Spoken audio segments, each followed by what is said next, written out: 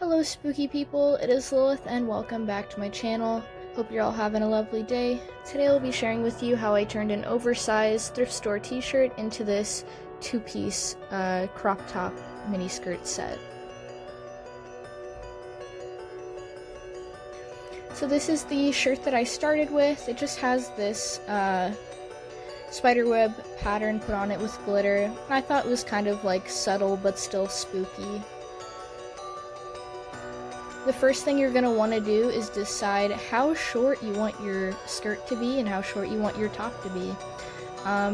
You might want to go with a bigger shirt than I chose here. This is a pretty scandalous set I'm making. But you can always pick a larger shirt.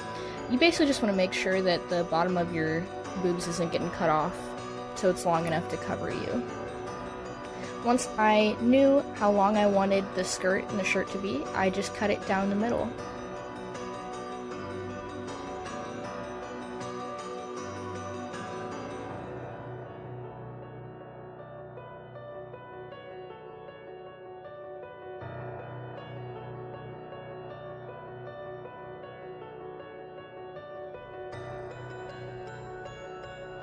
Once you have your two pieces, you're going to want to turn them inside out and put them on.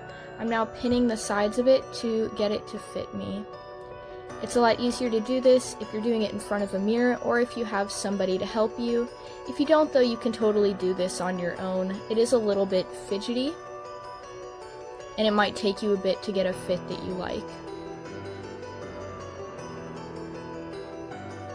I would definitely recommend picking a shirt with a little bit of stretch to it, because then when you go through this process, it's a little bit more forgiving. That way, if you accidentally make it a little bit too tight, you can still put it on. As you're doing this, you want to make sure that it's even on both sides and you have the same amount of fabric on both sides, because if it's uneven, it'll look a bit wonky. After pinning it with it on me, I took it off and I made my pins a little bit more even so that they have a nice straight line.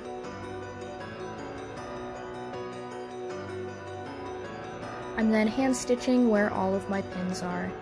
And if you have a sewing machine, it'll go by a lot quicker, but this is a very simple project. You know, even if you are hand sewing it, you could bust this out in an hour.